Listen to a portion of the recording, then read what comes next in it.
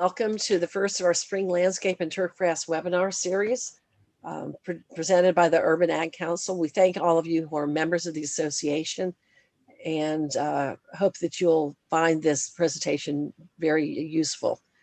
Our first presentation is by Dr. Clint Waltz from UGA, Turfgrass Agronomics and Update Fertility and Sod Survey. At this time, I'm going to let Dr. Clint Waltz share his screen and get started. Thank you, Clint. Thank you, Mary Kay. Let's see, share screen, screen 2, share, and just confirm that everything there is looking correct. It looks perfect. Thank you. Thank you, Mary Kay. So, well, good morning, everyone. It'll be good afternoon here before we're over and done, but just want to take a few minutes to give you an update on where we are with some things out there, and we'll just kind of get going from there. Let's see, hit the right button. There we go. So we're going to start off with the sod survey. We do a sod survey every year, and this is our 26th sod survey at the University of Georgia. I've been doing it since 2002. And we've got some of the best data, or we've got the most comprehensive data set in the country as far as it goes with sod, how it's sold through the course of the years and the prices and those kinds of things. No other state or even on the national side has a data set like what we have. So being able to see trends, predict trends, and at least kind of make some educated guesses of how things are going to go as we move into and through the year from a sod sale standpoint, we've got a pretty good data set to operate off of. This year we had 20 participants, and to give you an idea, I estimate we have somewhere between 50-55 sod producers statewide. So we've got a large number of our producers, not everyone, and we break those up into 4 grower categories. Those with less than 300 acres, we had 7 participants this year. Growers with 300 to 600 acres in grass production, we had 7 of those. I refer to those first 2 categories many times on the shorthand side as just our smaller producers. So if you have less than 600 acres, I refer to them as our smaller producers on those. And then 3rd category, 600 to 900 acres. We had 2 participants there.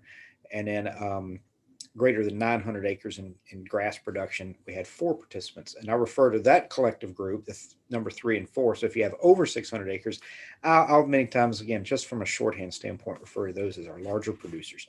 Certainly appreciate everything they do to get us data. This is not something though that's quick and easy. Many times they have to look some of these up, and there's a lot of questions. So it takes our producers a little time to fill out this survey. Fortunately, it doesn't change much from year to year, so they're familiar with it. It is an internet survey. Some prefer to print it off and fill it out and fax it to us. I think we had 2 of them this year still faxed to us, so that thing hasn't gone by the way of the dodo on it. And if we don't get enough, we do pick up the phone and call a few and get some things there. The objective of the survey is to determine inventory levels for the first 5 months of the upcoming year. We do it in end of November, early December. So it's first 5 months of the new year. It's to help assist the producers with pricing and assist contractors, many of you, with estimating cost as you're getting new projects or looking at new projects coming into the year. So hopefully these are some data that you can use as you're starting to put together your estimates for projects out there, your design, install, those types of things on it. And we're monitoring other things like price changes, freight rates, delivery charges, and in market segments of where grass is being sold throughout the state. So there's a number of questions that we ask and are able to track and have, like I said earlier, have a very good data set for. So with that, let's look at some of the data. There's Bermuda grass. And the way the question is asked, based on the first 5 months of the year, do you project having an excellent, adequate, or poor supply of grass moving into the first part of the year? I will pause here and say on our x-axis down here, you'll notice that 2020 is missing. And there's a lot of things I think many of us would like to say about 2020 being missing and just going missing and maybe erasing it from our memory altogether. But we didn't have enough participants in 2020 to get what I felt was a valid survey on it. So we didn't have a 2020 survey. So we skipped 2020 on it. So looking back over the previous 5/6 years back to 2016, just where we are. So to give you that background on it, but this year, 55% of our producers said they would have excellent to adequate supply of Bermuda grass moving into the first 5 months of the year. Well, another way of saying that is 44% of our growers said they won't have enough. They have poor supply of Bermuda grass for the first 5 months of 2021. So, and as you can tell, at least over the last 6 years, that's a low mark. We haven't had as few of producers. That says supply is getting a little on the thin side out there. At least our growers were cautious about being short on supply moving into the first part of the year on it. So Bermuda grass is looking a little thin moving in. Looking at zoysia grass, again, I'm going to turn this slide around a little bit, and that we're looking at 66% of our growers saying that they're projecting poor supply for the first 5 months. So zoysia grass and Bermuda grass both are extremely low relative to the last 6 years coming into the first part of the growing season. Now, I'll go ahead and tell you that I've talked with a couple producers, and this is a very small handful, but sod sales have been pretty strong through the wintertime as dormant grass, and we're looking really good coming into by mid-March. Excuse me. And so knowing these data from back last November, December, and then hearing a couple of producers saying that they've been very busy and grass has been harvested and things are looking good for this spring, causes me to be a little concerned that these numbers may even be more extreme than what we're seeing based on the November, December.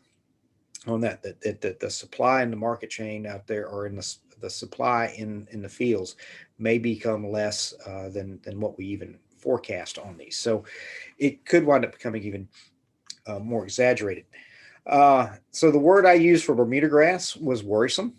And generally that's not the case when it comes to Bermuda grass, but at least for the first part of this year and coming into the growing season, I'm a little worried about having an adequate amount of supply of Bermuda grass out there. If we have a strong sales year, if folks continue to stay home and invest in their landscapes, which is not uncommon whenever we get people lack of expendable income, they're not going on vacations, they're not doing these kind of things. It's a trend that we've seen in horticulture for decades. They invest back where they are, and that's generally at home. And the green industry benefits from that. And if that happens this year, kind of like it did last spring, Bermuda grass supply may become even less than what we're out there, which means it's going to be hard to get your hands on some on it. I will also say that when we do this survey, we don't ask about individual cultivars. We just ask for Bermuda grass in general. It'd be way too cumbersome if we started asking about individual cultivars, whether it's Tifway or Tif Sport or Tif Grand or Tahoma 31 or what have you. So we're just Bermuda grass in general on these. It's not individual cultivars. So 55% of all growers, excellent to adequate supply. 50% of our smaller growers said they have excellent to adequate supply. So another way of saying that is even our small guys, half of our small guys say they're projecting poor supply. Now, fortunately, many times our larger growers are the ones that drive much of the market, and they're the ones that have a greater impact. And 67% of those of our larger growers said they have excellent to adequate supply. So 2/3 of them excellent adequate supply, but some of our larger growers out there are forecasting poor supply of Bermuda grass as we move into 2021 now. Zoysia grass, 44% of all growers, as I said a while ago, have excellent to adequate. 40% with less than who have excellent to adequate. So our 60% of our small guys have excellent to adequate supply. And then here, half of our larger growers have poor supply. So zoysia grass, it's continuing to increase in popularity out there. I think over the last 5 to 6 years, the thing I've kind of noticed is I think zoysia grass is displacing centipede from the marketplace, centipede grass from the marketplace. So as that happens and the promotion of zoysia grass and more people are putting zoysia grass in, it's increasing in popularity. And keeping it in supply is difficult for some of our growers. You compound that with the nature of the grass itself. It's a slower grower relative to Bermuda grass, and it's always going to be one that's a little bit in less supply than Bermuda. But there's other factors of compounding that as well. Now, looking at some of our other ones, other species, centipede grass, again, I've got that one as worrisome. 55% of all our growers predict an adequate supply. None predicted excellent supply. So centipede grass out there is worrisome as well. 40% of our smaller growers have poor supply of centipede moving in. And then 50% of our larger growers have adequate or poor supply on it. None of our large growers forecast an excellent supply, and only 1 of 4 with greater than 900s predict an adequate supply of centipede grass. So centipede, as we know, tends to green up a little slow and can have some problems. So this one may even be more so of a problem as we move into the spring of the year, or deeper into the spring of the year. St. Augustine grass is the only one where we look like we're going to have sufficient supply of. There's not a lot of St. Augustine grass being grown in the state of Georgia. We only have 2 cultivars that are grown that I'm aware of. That's Raleigh and Palmetto. And we don't have but 3 or 4 growers of those. And I think the total acreage is somewhere, it's probably around 50 acres total of St. Augustine. So there's not a lot of it being grown, not a huge demand on it. But if you do need St. Augustine for a project right now, I'd say that's the one you shouldn't have a hard time finding in the marketplace on it. Tall fescue, we're right towards the end of the tall fescue sodding season. You can still do some of it, but getting it rooted in before the heat stress, you need to get, and we'll address that here in some subsequent slides, but need to get going on that one. 67% of our growers say we've got excellent to adequate supply, which is down a little bit from historical. So even that one's that's down relative to where we've typically been, but it's looking like it's going to be okay on it. And some of that kind of stems back to, again, 2020 being a wet year. Here in Griffin, we were approximately 70 inches of rain in 2020. So those aren't the growing conditions at all for tall fescue. Now, what many of you are probably more interested in is the cost. So where our price is going to go. And obviously inventory is going to influence some of those on them. And for those of you that go out and actually pick up grass on the farm with your own trailers and haul it yourself, you know that there's a price break on the farm, you getting it yourself versus delivered to Atlanta. And the way we ask that question is delivered to Atlanta within 100 miles of the farm. And because we do have some producers lower part of the state that don't come to Atlanta. They go to Savannah or Brunswick or Hilton Head or what have you, even Jacksonville on some of those. So we've got some producers that don't come to Atlanta. Just way we ask is within 100 miles of the farm. And what you'll see here is in all cases, prices are going up relative to 2019. So prices are increasing. Now looking at the delivered to Atlanta side over here, so things I want to point out here is I think I'm an agronomist. I'm not an economist, but what I have seen, again, we go back to the data set, me doing this since 2002. Things I've seen before is when supply gets low, basic economics take over and prices will go up. So while I'm forecasting right here based on these data in the survey, 28.6 cents for per square foot of Bermuda grass delivered, I think that may be the low end. Wouldn't be surprised as we move into April and May, and if sod sales are as strong as I'm kind of hearing, those prices to go up. So if you're bidding jobs, if you're speccing jobs, I think these would prices you might start setting, they might be the floor. You might go up from there, especially if it's going to be a project that would wind up getting started in, say, June or July or something like that. These prices could likely go up from these. So you're looking at Bermuda grass right around almost 29 cents a square foot, zoysia grass 52 cents a square foot delivered, centipede 32.5 cents a square foot, tall fescue 35, St. Augustine grass about 51 cents a square foot on those.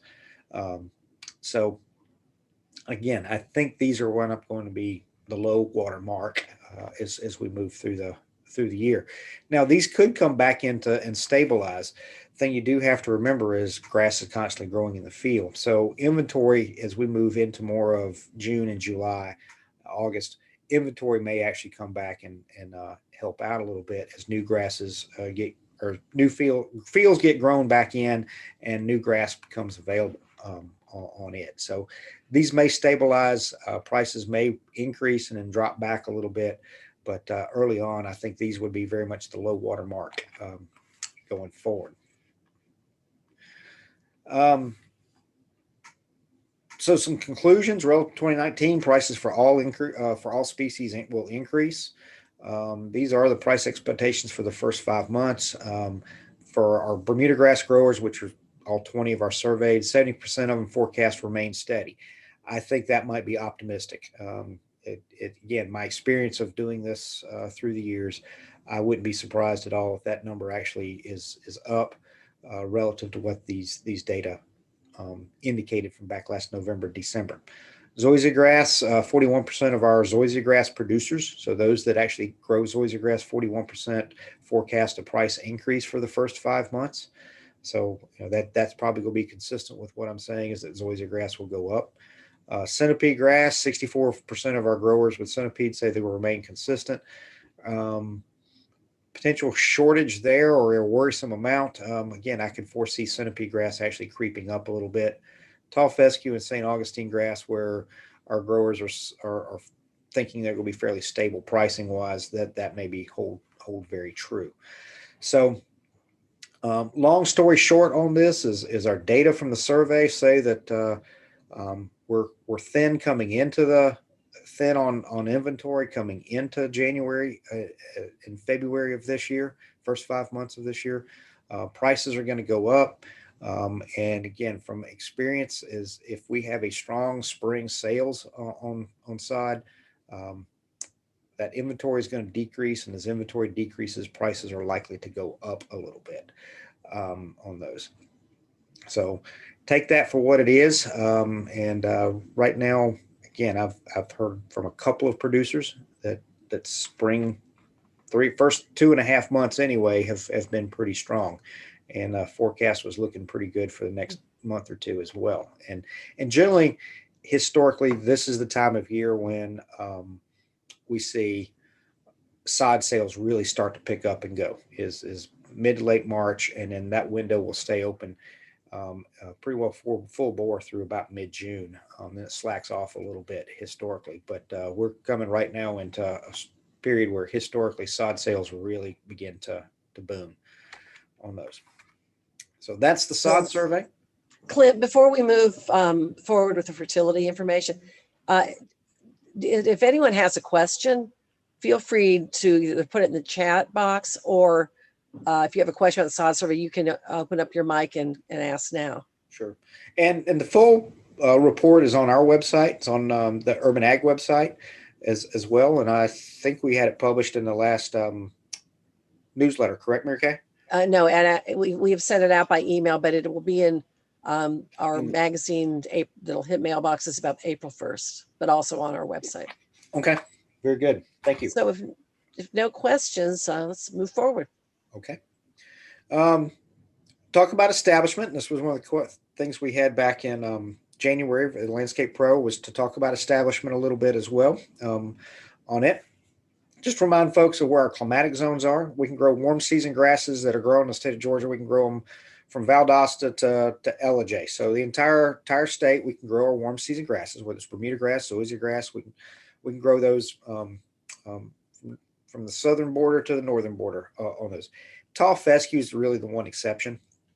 I've got a line in here where I would recommend tall fescue being grown. Anything north of pretty much Griffin. I consider Griffin the southern boundary for tall fescue on it. Anything south of there, I wouldn't plant tall fescue.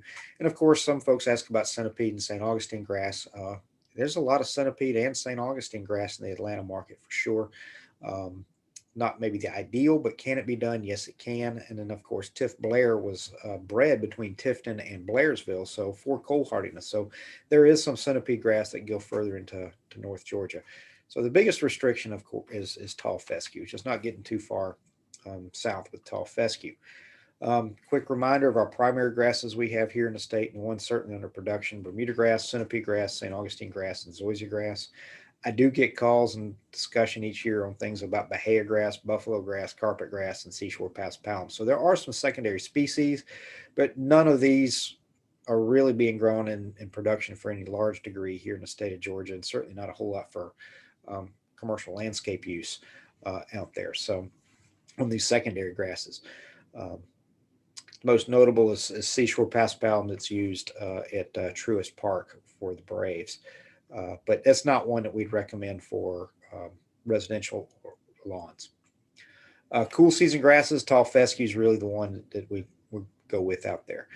Perennial ryegrass, annual ryegrass, sometimes we see those used for overseeding purposes or for just a temporary cover in there. But those are secondary cool season grasses. Our primary one that we're growing and using is tall fescue.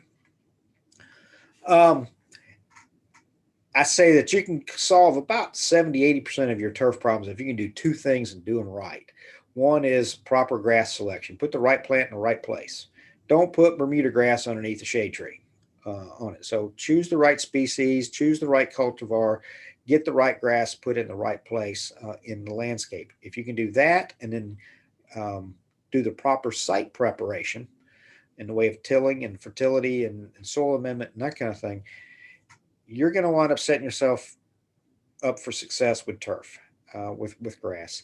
And I still think if my number is 70–80%. If you can get those two things done right, pick the right plant, put the right plant in the right place, and then do the right site preparation, all the other issues, whether it's diseases, weeds, insects, fertility, what have you, many of those things will take care of themselves if you've got a strong, healthy plant that gets off to a good start and has a deep root system on it. That's where the site preparation comes into. More often than not, I see contractors that just don't take the time to do the tillage.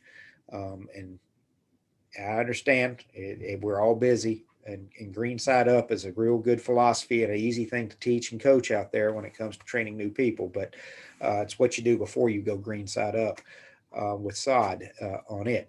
So folks will ask, how deep do you till? 1 inch is better than none. 2 is better than 1. 3 is better than 2, and 4 is better than 3.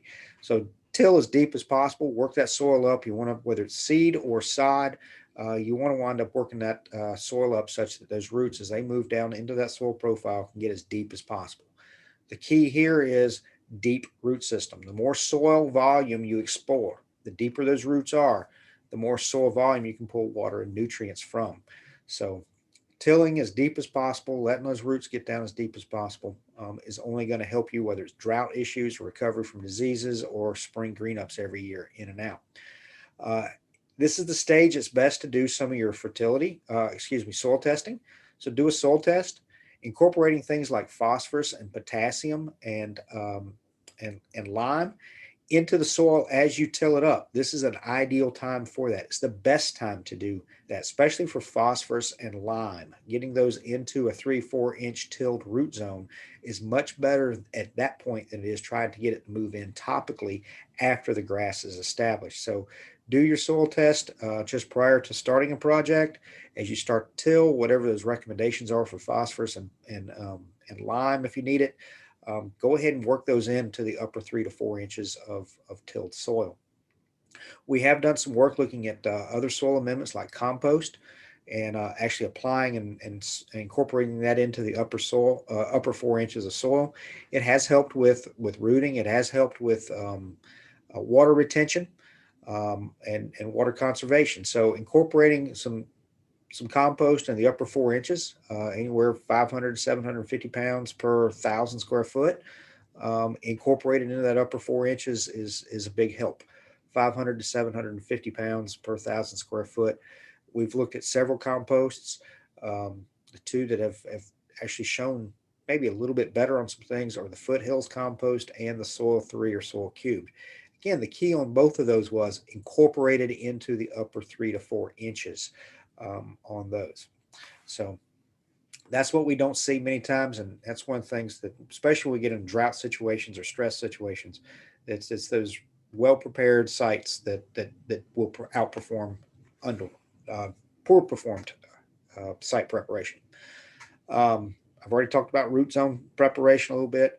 When it comes to establishing sod, plant quickly. You want to get it there in 24 to 48 hours after harvest. So get it on the ground as quick as you can. As it sits on that pallet, respiration starts to happen. Soil microbes in that sod will start to heat up, and you can start cooking that grass from the inside out. So ideally, you want to get it laid within 24 to 48 hours of harvest, not showing up on the job site, but of harvest on those. Watering, you want to keep the sod watered. Light watering, remember, it has no root system early on, so there's no need in putting so much water down that you're soaking down 3 to 4 inches. There's no roots down there to take up that water. So watering enough to keep the upper inch of soil underneath the sod moist is what you're looking for. Right now, we're still in spring. I know the next couple of days we're supposed to be in the low to mid 50s as far as those are daytime highs.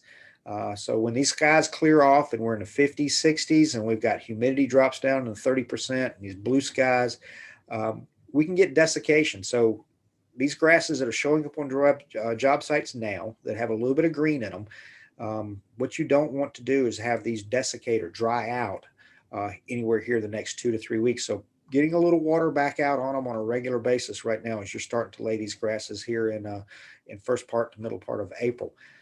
Before soil temperatures warm. Check this morning, soil temperatures at the 4-inch depth here in Griffin are right here in the low 60s. So warm season grasses, that magical soil temperature is going to be somewhere right around 65 degrees when we start really initiating root growth. So our soils, maybe a little bit south of Griffin, are warm enough to initiate root growth. North of Griffin are still probably too cold. So you sod right now, there's not a lot of root growth that's going to occur at this point. But we're probably a week or two, 10 days away from those soils warming up enough that our warm season grasses are going to go ahead and initiate roots. The picture on the right is one I took. Got to watch this over the course of a couple of years. If you're going to do a job, go ahead and spec out what you truly need. Obviously, somebody here needed probably about another 2 pallets of sod, if not more, to finish off this job. And this got to be a weedy mess for about 2 years. Eventually, the Bermuda grass filled in, but it took some time to get there on that one. So I was here in Griffin, and it took a little time to get there on it. Come on now. Why isn't my slide advancing? There we go. On it. So we talked about sodding a little bit. Oh, tall fescue sodding, September to April. Can you still sod tall fescue? You could, but right now the big issue is getting our roots down before we move into summertime stress, heat stress on them. So I'd really like to have seen sod for tall fescue going down anywhere between September and today on it. So as we start moving into April, getting the grass to root and just as deep a root system as possible is going to be difficult before our soil temperatures are too warm and start causing some problems for tall fescue. Likewise, when it comes to seeding, and I'll cover that here in a minute as well. Let me not get out of seconds. Water, you want to keep it moist. Fertilizer after it's rooted.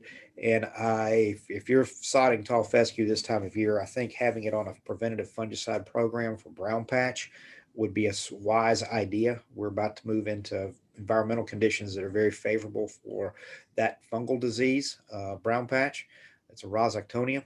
So you want to be on a fungicide program, and I'd suggest you looking at some of these 28-day products, things like Heritage and ProStar and Lexicon and some of those that have a 28-day residual out there on them. Seeding tall fescue, again, you kind of really at the end of the time for it. I like seeing seed for tall fescue in the spring hit the ground somewhere right around Valentine's Day. On it, and still the objective there is get the seed up, get it germinated, and then develop as deep a root system as possible before we get into May, June, July heat stress periods. Short root system just isn't going to make it through those drought periods. Rates 5 to 6 pounds of seed per 1,000 square foot. Keep it moist, and then we've been mulching here our projects with and seeding evaluations with pine straw. We've had far fewer weed issues. It holds moisture very well. The grass seems to push up the pine straw rakes off nice and easy. It cleans up, and you get a better finished product with your tall fescue establishment than using wheat straw. We've had a whole lot more weed issues with wheat straw than we have with pine straw. So once we get decent germination, come in with a rake or a blower, blow that pine straw off. And you don't need top quality pine straw. So if you've got some that's been around for a while, a little off color, you're just using it there to help hold seed in place, helps hold some moisture around it while it gets germinated. So you don't need top quality pine straw for seeding purposes. But again, we've used pine straw in a number of our research trials, and it has worked very well and had us much cleaner plots quicker. When it comes to fertility, best defense is a good offense. So we want to grow as good and healthy a grass as we can. So we want to fertilize appropriately and correctly for each individual turf species that we out there. So that comes into understanding timing, whether we've got a warm season grass or a cool season grass, because we're not going to fertilize a warm season grass when the root system's not there. And we'll go into a little bit more detail about that here in a minute, or when the roots aren't there to take up the nutrients. So understanding the growing season of grasses that we're working with, doing a soil test, going through University of Georgia. Depending on what county you're in, that could range anywhere from $5 to $10 for a soil test. The amount of information you get, the amount of money that you could save by doing a soil test, it makes it pretty cost effective pretty quick on some of these. So doing a soil test and knowing what your fertility needs to be before going out and just willy-nilly spreading fertilizer is important. Proper cultivation and cultural practices for each individual species. So we'll talk about mowing heights and that kind of thing here in a few minutes. And I've already mentioned species selection adaptation. So knowing what grasses go in what environments or microclimates best. So again, as I said, you can solve about 70-80% of your turf problems if you pick the right grass to begin with, put the right plant in the right place, and then follow that up with proper site preparation on it. So why do we fertilize turf? We're in a quality business. It has to look good. It has to function. It has to take wear and tear that we're putting on it. Turf is a little bit different than many other plants. We're not growing turf to feed cows, goats, and horses. Yields really aren't much of an issue for us on the maintenance side. If you're a sod producer, maybe yield does mean something. But for most of us on the maintenance side of our cropping system, we're in a quality business. It has to look good. Folks do not call me and say, Clint, I have the prettiest green yard. I get called for problems. Why is it off color? Why isn't it green? Things like that. So it has to look good. So we're going to fertilize for color. We're going to fertilize for growth and recovery, especially if it's on sports fields and even in some home lawns that get a good bit of wear and tear in the backyards. And we've got to replace those nutrients as they become unavailable to the plant, whether they've leached out or what have you on it. So I put this together here a couple of years ago. Some of you may have seen it, some of you may not have. But the whole objective of what we're doing, you're going to go out and you're going to buy a nutrient, you're going to buy a fertilizer, you're going to apply it. And what do you want it to do? You want it to make its way into the plant such that it will use that nutrient for photosynthesis, for growth, for development. Most of you aren't growing it for seed head production or anything like this, but you want that tight canopy to get tight. You want to grow deep roots such that they can make it through drought stress periods in the summertime. So you're putting those nutrients out. You're wanting to be assimilated into the plant and be used. So whether it's nitrogen or magnesium or phosphorus or calcium or iron or potassium or sulfur or any of the others, you're putting those out, and you want those roots to come into contact with those nutrients and be taken up by the plant and make their way into the plant. Otherwise, you're putting it out, nutrients are going into the soil, and they may be helping soil microbes are getting leached through, and they're just not being productive for you. They're only going to be productive and cost effective for you if they're taken up into the plant on things. So that's what we're after. Some of you may have heard already about the 4 R's of nutrient stewardship. Right now, it's a little bit more on the agronomic side of where this is being rolled out, but we're going to start seeing more and more of it in turf as well. So the 4 R's are, first one is right time. So putting out our nutrients in our case, when grass is actively growing, when the soil conditions are favorable. So putting a nitrogen product down for Bermuda grass or zoysia grass right now when soil temperatures, again, in the Griffin area are in the low 60s, now's not the right time. It's still too early. We're looking for those soil temperatures at the 4-inch depth to be consistently 65 degrees and rising. So we would even be early right now, here end of March, 1st of April on it. So we're not at the right time to put our nutrients out for our warm season grasses. For our cool season grasses, however, tall fescue, we're in the proper time for it. So understanding those grasses and knowing when our growing season is and putting those nutrients out when the grass can actually take it up, assimilate it, and turn it back into biomass, whether it's roots or shoots. So the right timing is critical. Putting it in the right place. Now, some of you go out with foliar materials, and so it's sprayed on and it's taken in by the shoots and then assimilated into the plant. Some of you go out and apply granular material that makes its way into the soil that then the roots take it up. So make sure we're getting it into the right place. And for us in turf, fortunately, we can go both directions. Some row crops out there, that's not necessarily the case. But for us in turf, we will actually apply soil applied granular products or liquid products to the foliar and wind up being able to grow our grass both ways with either source or of it. So right time, right placement, then right rate, knowing what your fertility needs are and going out and planting. You know, if you fertilize, and I hear this an awful lot, if I fertilize my grass, that means I have to mow it. Well, yes, that's correct. You are going to have to mow it. If you fertilize it, you're going to get some growth. So we don't want to overgrow it. So putting out the right rate, putting our fertilizer out appropriately such that we get a controlled amount of growth and an adequate amount of growth for our management is important. So putting out what the plant needs at the right time and then applying it where it needs to be and in the right source. So match your fertilizer to the type of grass you need. Best example in this is centipede grass. Centipede grass tends not to need a whole lot of phosphorus. And certainly a soil test there helps determine whether you've got a sufficient amount of phosphorus.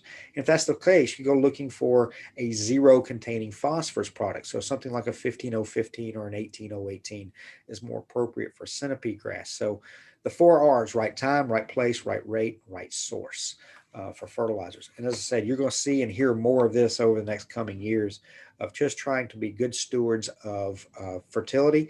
And then likewise, when those nutrients, particularly nitrogen and phosphorus, aren't taken up by the plant, whether moving into water sources or what have you, try to reduce some of those non-point source pollution type of issues on it. So you're going to hear more about this. I think it's a good concept and one that we've really been talking about for years. We just kind of haven't put it in the context of 4 R's on it. But I like how that kind of, you think of it: right time, right place, right rate, and right source on it. Sources of fertilizers, they can be fast release, slow release, or controlled release. And we see all those being used in turf out there on the landscape side. Many times folks are looking much more at the fast release. Many of our landscapers are applying urea, melting it in water, spraying it on as a liquid or foliar applied type of thing. Similarly, a lot of our fertilizer products out there are urea based. They may have a sulfur coat around them, which is going to make them a little bit more slow release or a controlled release. And of course, there's many of the control release products have got a polymer coat around them that relies on and I love this word, catastrophic failure. So for fertility to work with some of these control release products, we need failure to happen.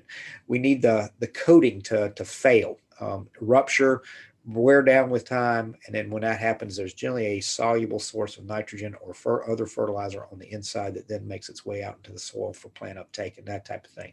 But a catastrophic failure of that coating is what has to happen for some of these control release products to effectively work on it. And we've already talked about placement and timing on some of those.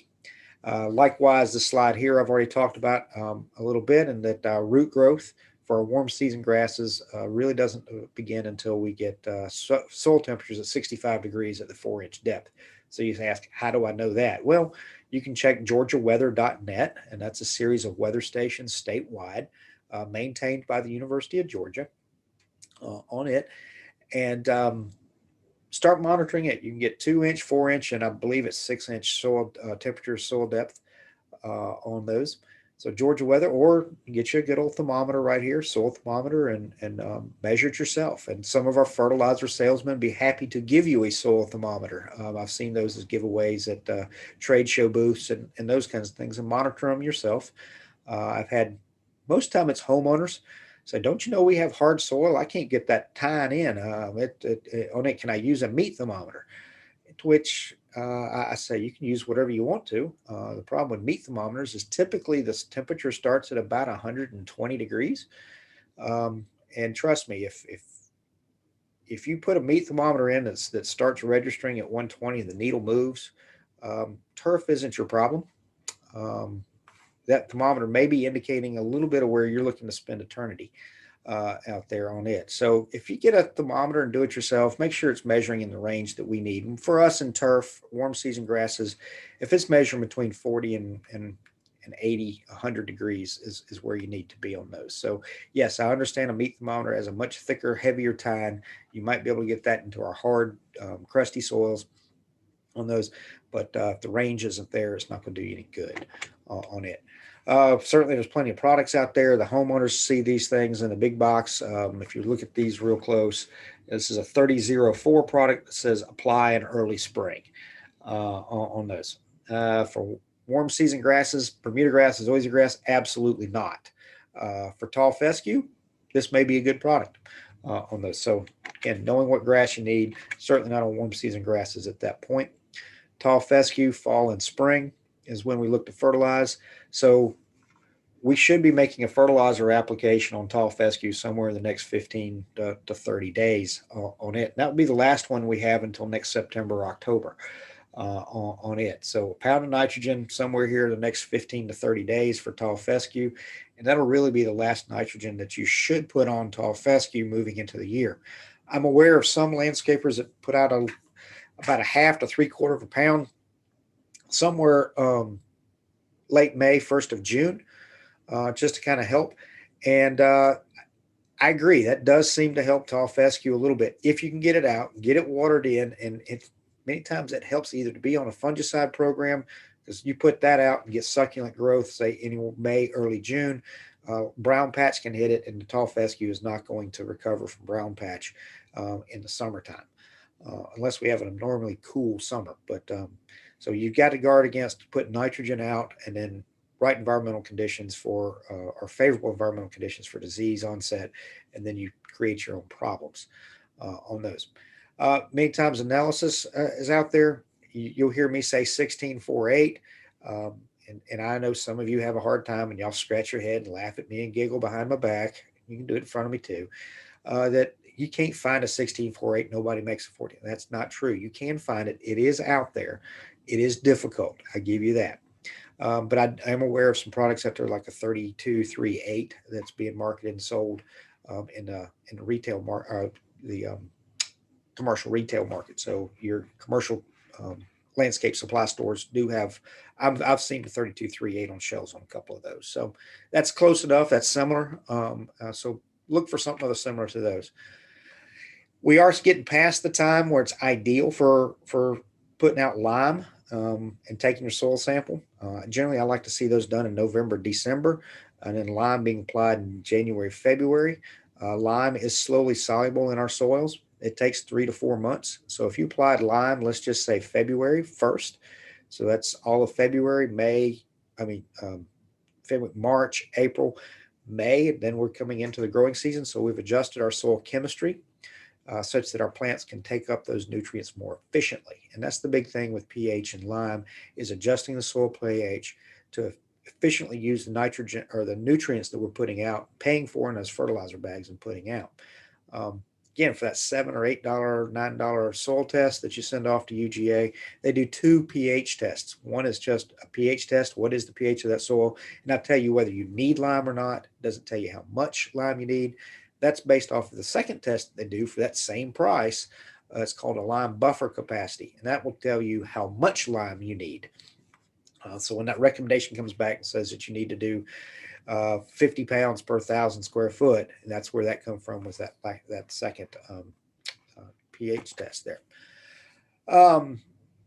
Lime will raise your soil pH. It's slowly soluble. Comes in a formulated product, is either pelletized or powdered. Most of it we see used out there anymore is pelletized. So it's taking the powdered material. Generally, it's got a little bit of a sticker or glue material that causes it to be pelletized, and that's for ease of distribution. Calcitic limestone, calcium carbonate is out there. Most popular is the dolomitic limestone, which is the calcium magnesium carbonate. It actually has a little bit more of a liming powder, calcium carbonate equivalent, has a higher ability to raise soil pH than just straight calcitic limestone on it. And be careful how you put it out. Many times I'll talk, and we'll talk about fertilizer distribution or nutrient and lime distribution or even pesticides. And I tend to not to talk about the difference between a drop spreader and a rotary spreader. Now, thankfully, I don't see a lot of this happening with many of our commercial folks. It's the homeowners that help me make these really good pictures out there. Turfgrass adage, if you grow grass, you mow grass, is very much true. Mowing is a stress that you're putting on it. There are some negative effects to mowing. Root growth, so the lower you go, typically the more shallow your roots are. And I said earlier on, when it comes to getting through stress periods, we want to explore as much soil volume as possible. And that's going to be as deeper roots as possible, pull water and nutrients from. That certainly will help us get through drought periods and heat stress periods and that type of thing. So if we're mowing Bermuda grass too low, for example, let's just say under a half an inch, and that's generally not happening in the landscape out there, our root system becomes shortened, and it's going to struggle making it through some of those stress periods out there.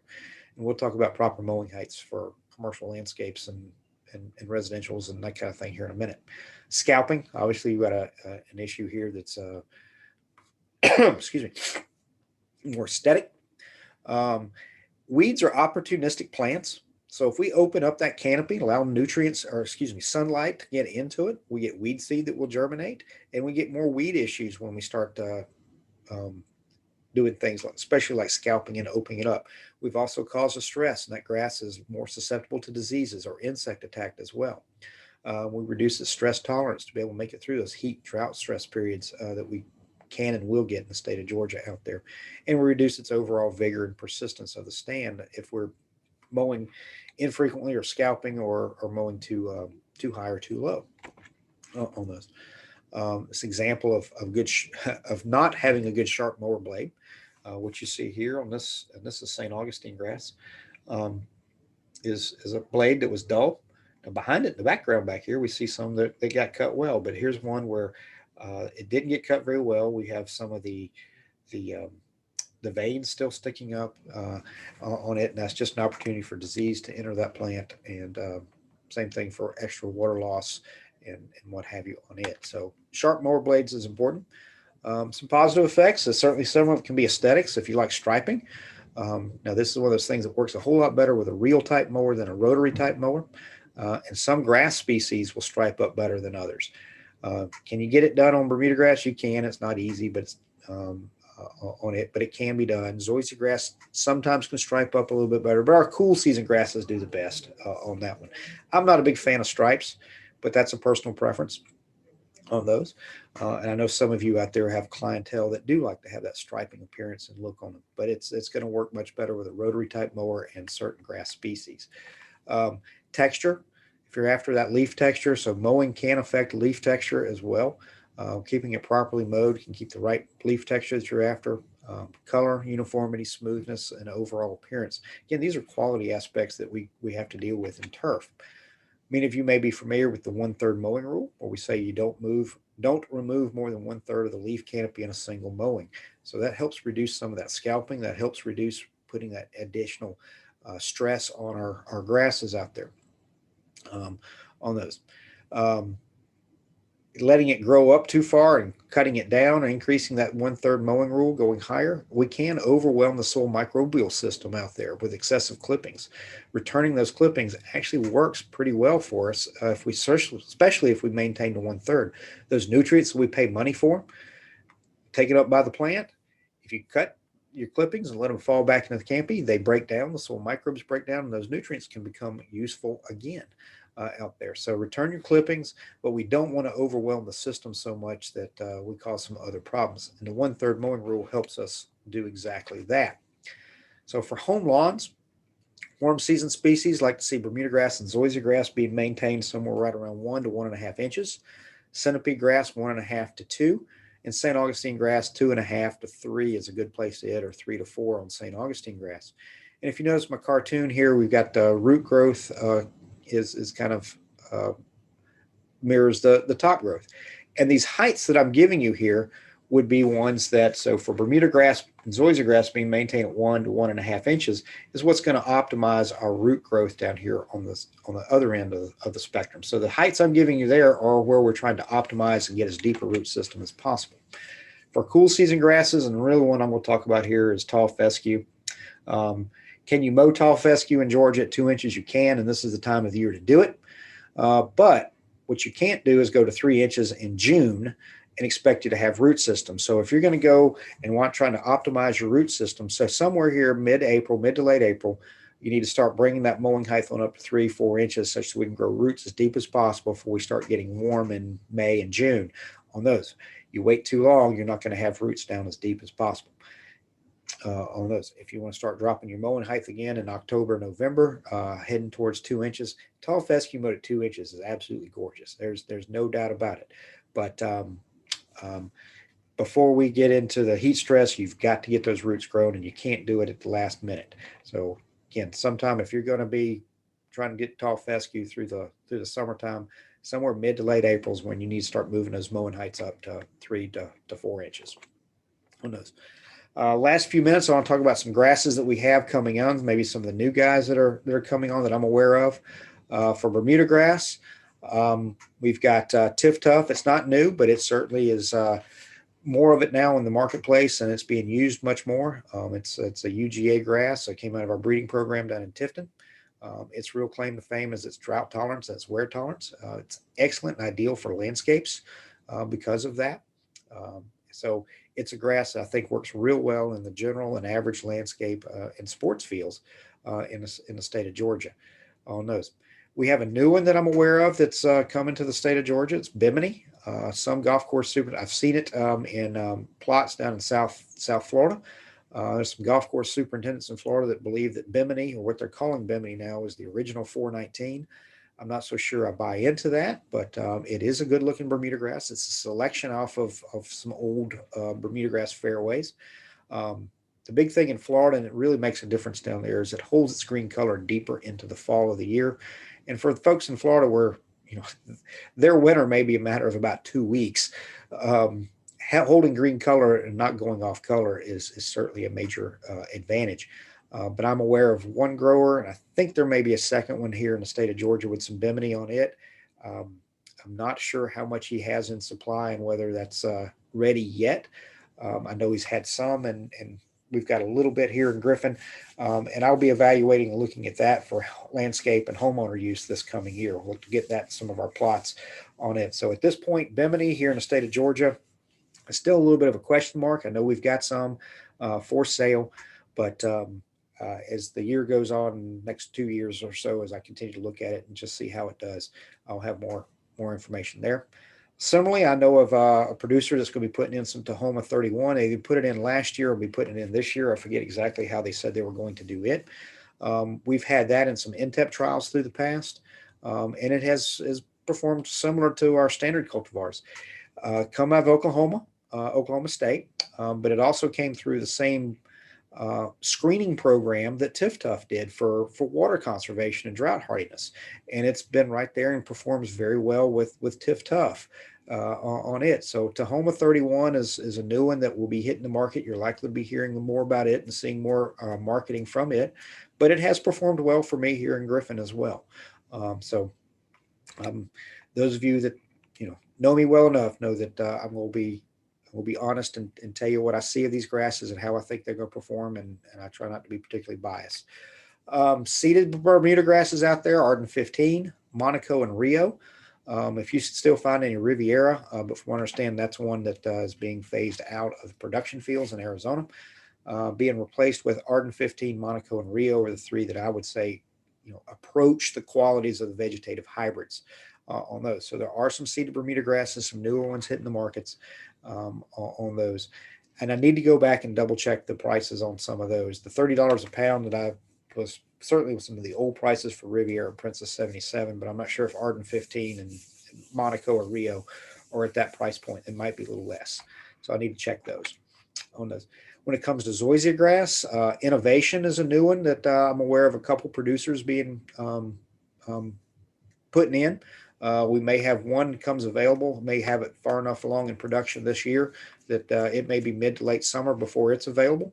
But Innovation is a product out of a Texas A&M and Kansas State breeding programs. I've only seen Innovation on, I take that back. I have seen on a sod farm, but it's during grow-in, so it's kind of hard to make an assessment there. Other than that, I've only seen it in flats at trade shows. So in a soilless meter or sand, it looks very good in those situations. So it's another one I look to get into some of our evaluation trials and demonstrations here on campus in Griffin this year. So you'll hear me talking more about Innovation, zoysia grass, and how well it performs in the coming years. But it is a new one on the market out there. Don't be surprised to be seeing some of the promotion and for it. Spring transition. I'm going to skip through these slides here real quick. So far, I would say spring this year is on par with normal. Last year, we were probably a little early because how warm we were in the spring. But this year, I'd say it's about normal as far as it goes with spring green up. St. Augustine grass and centipede grass, I've already started getting some of these questions. We're taking care of trying to control annual broadleaf weeds. So the things that contain 2,4-D, MCPA, MCPP, those are phenoxy herbicides, and they will injure St. Augustine grass and centipede grass when applied during spring green up.